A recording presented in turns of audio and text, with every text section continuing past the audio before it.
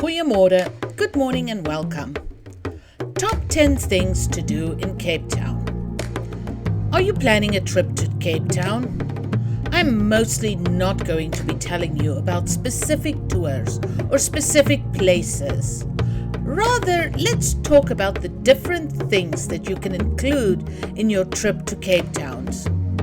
Things to keep in mind.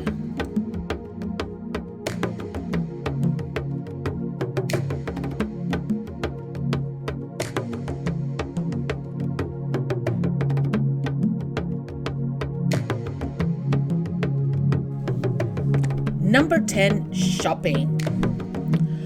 My airline gave me the option to bring 2 suitcases. Obviously, I was going to utilize this. I was here to visit family, so coming here, loads of that space were taken up by gifts and yarn, but that's a different story. Going back, some would be taken up by gifts that I had received, but I was going to pack my suitcase on the return journey to the max weight. So what to buy? Some would be curios and souvenirs, but all the rest would be South African products that are cheap and just not generally available outside the country. Try all the different snacks, and if you love it, buy some to bring home with you. I highly recommend biltong, druivors, and various types of dried fruit. Don't forget to buy some spices and condiments, and then throw in a few of your favorite chocolates. Number 9, history and culture. Visit the castle and the company gardens and know that this is where European history started here in Cape Town.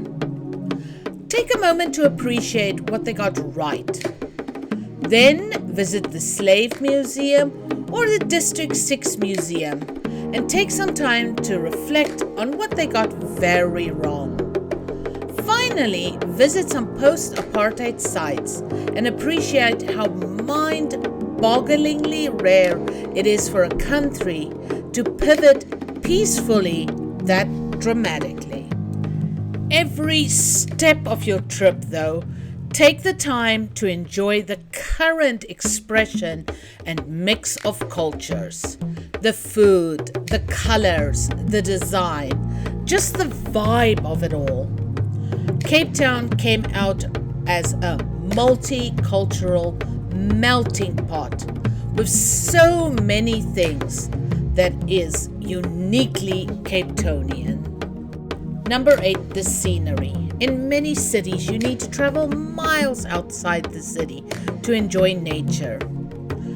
In Cape Town, there is nature and dramatic scenery around every corner.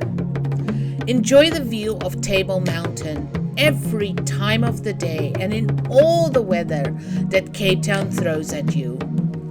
The howling wind might mess up your plans, but just look at how it makes the clouds stream off Table Mountain.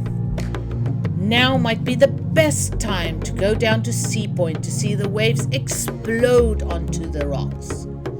It is super easy and fairly cheap to take a bus along the Atlantic seaboard or take a day trip in any direction. Each region has its own unique scenery and culture. Number 7, the animals. Many come to South Africa to take a safari. Yes, Cape Town does not have the Kruger National Park or the 5-star luxury safaris, but you can almost literally trip over African animals everywhere. Dussies and baboons and Cape fur seals. They almost look like something you might know, but they are also totally different. My 2 biggest recommendations. Visit a sanctuary. Choose one with the type of animals that you like best. We went to see the big cats. And very importantly, see some penguins. The penguins never disappoint. If you really want that safari, There are actually several within an overnight trip from Cape Town. Number 6, the beaches. There is a beach for everyone somewhere around Cape Town. Do you want to relax on a white sand beach? Do you want a day full of action and adventures? A swimmer? Not a swimmer? You can even walk along the promenade and have a beach day without having to deal with any of the beach stuff, like the sand or the salt water. There are some beaches where you can be all on your own, or there are beaches packed with people. There are places where nature comes right down to the beach, or you can find a beach lined with shops and restaurants and clubs. Beaches that keep going well into the night, and beaches where you can find the silence. You can find all the extremes and everything in between. Number 5, the food. I know people who keep coming back to Cape Town just for the food. From the equivalent to 5-star Michelin level to beachside shacks or chain restaurants. You can stick to what you know and love, or you can explore a new taste experience with every meal. What surprises many people is how many things you can find that is a subtle twist on the usual. Try a peri-peri dipping sauce. If you don't like it, well, no harm done. The curries are distinctively South African, and many comes with mild versions. Almost every South African will be happy to introduce you to a braai. Everything is an excuse for a braai. But you can really experience part of that by just buying a boerewors roll. Have you subscribed to my channel yet? Please consider doing so now. Number 4, the V&A Waterfront. Everything starts or ends at the waterfront. It's actually pretty amazing when you think that in the 90s it was totally cut off from the city. Some consider it a total tourist trap, but when I lived in the city, I actually used to come here to do my weekly grocery shopping. Every year there are more developments in or near the waterfront, and it draws in new people. You can come here to spend a marvelous day, or you can make it your base of operations for trips to Robben Island, Table Mountains, the winelands, and so much more.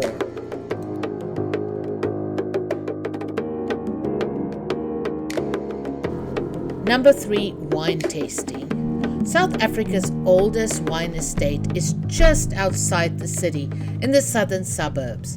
But if you really want to make it a day or even a few days, I highly recommend traveling out to Stellenbosch or Franschhoek.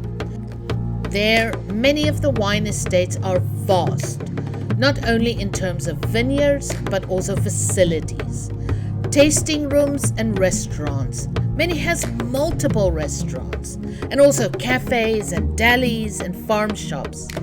They have museums and home goods stores, and often additional attractions. One of the things that I love the most is the traditional crafts. It can be a pottery maker or a blacksmith. So many artists. There are so much more than just wine at the wine estates. Number 2, Table Mountain. If you're fit and slightly crazy, you can hike up Table Mountain along one of the various routes.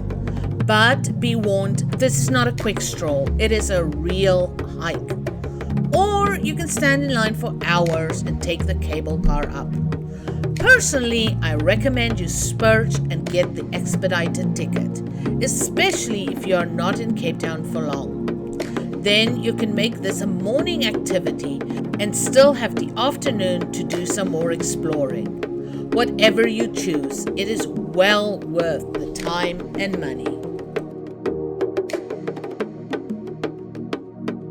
And finally, number 1, Robben Island. When I started to plan this trip, I told the group I was traveling with that I was willing to change and compromise on almost everything except Robben Island. I would be going, even if no one else joined me. While for some, Robben Island symbolizes the worst of humanity, for me it is a beacon of hope. Time and time again, evil does its worst, as it is trying again right now in various parts of the world. And time again, hope triumphs through the actions of It was very powerful to hear the testimony of actual past prisoners now working as guides. We hopefully travel to expand our hearts, our minds, and our lives. And here my heart grew several sizes.